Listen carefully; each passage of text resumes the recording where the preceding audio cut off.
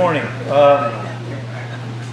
We had an accident about 2 weeks ago in the practicum class. So by way of background, for those of you that may not know, the practicum class is a voluntary training event that all recent graduates of the cluster classes are invited to attend, and it's been very well attended.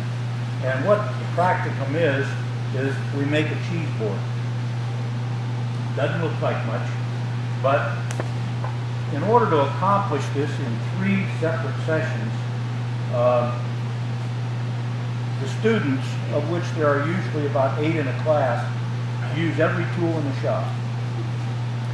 And they end up at the end of session 3 with a cheese board that frankly looks pretty good. And I can't think of a tool in the shop that they don't use. Well, except maybe the panel saw. I don't think they use a panel saw. But we had an accident in session number 2 about 2 weeks ago, and we wanted to demonstrate what happened in that accident. In session 1 of the practicum, we make this centerpiece here. Glue it together, and then at the when that happens, we have to stop the class because we performed a gluing operation. In the second session, we put these end pieces on, and these end pieces are attached with biscuits. And in using a plate joiner, sometimes it's more often called a biscuit cutter. This is the biscuit cutter that the shop has. And you can see, when you press in on this, the cutting bit comes out.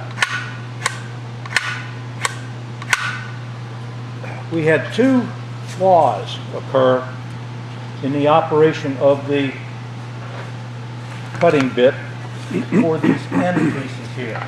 These end pieces. This is the normal setup that we had for the biscuit cut operation. We would put the board up here and cut our biscuit holes in the end of the board on both sides. Then we would take the end piece and we would cut the biscuits at the appropriate place here. 2 things occurred. One of them was fatally. By the way, the injury was rather serious. It took a good piece of the thumb here, 13 stitches. Thankfully, it did not hit any tendons or the knuckle. So the thing is going to heal where he's going to have movement in the thing. But like most accidents, it could have been much worse, much worse. Was the tool all right? The tool had a little blood and bone in it, but other than that, it was fine. The first major flaw that occurred was the student pressed the cutter bit into the material and then turned the machine on. This thing went flying out there. The second difficulty, he was holding the tool like this. Oh! He pressed in, he engaged the wood with the cutter bit before turning on the power. He hit the trigger, the power threw the wood out there, and the only thing that was there to be cut was his thumb. Okay?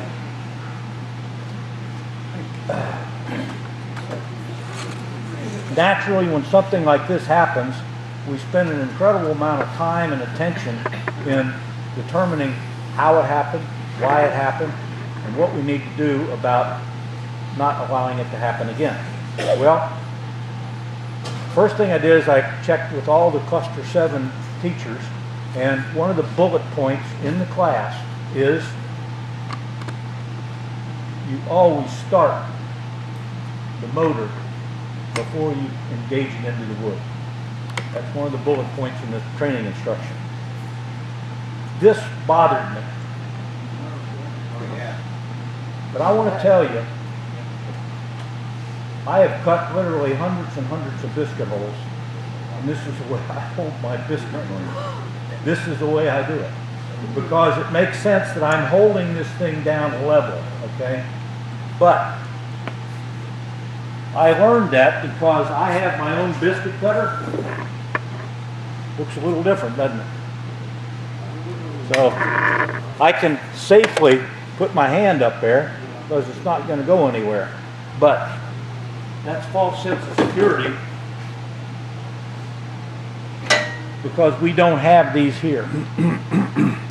So the new training is going to emphasize again, you start that engine before you engage the blade into the material, and you hold your tool up here. That's what it's for.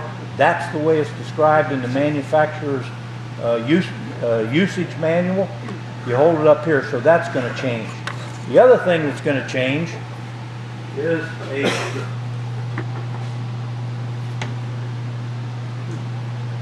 new jig was devised.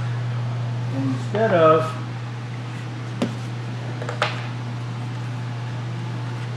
using this flat board as we had in the past, we now have this jig,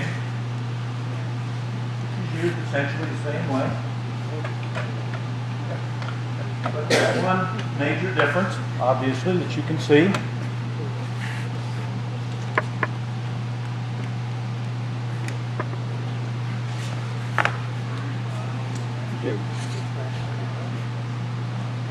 If you start the motor before you engage the material, it's not going to go anywhere.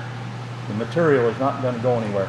But just as a second level of safety, we've designed this jig, safety jig, so that if that should happen and somebody engages, then starts it up, that's not going to go out. It's not going to go out, and your hand is not down where it's not supposed to be.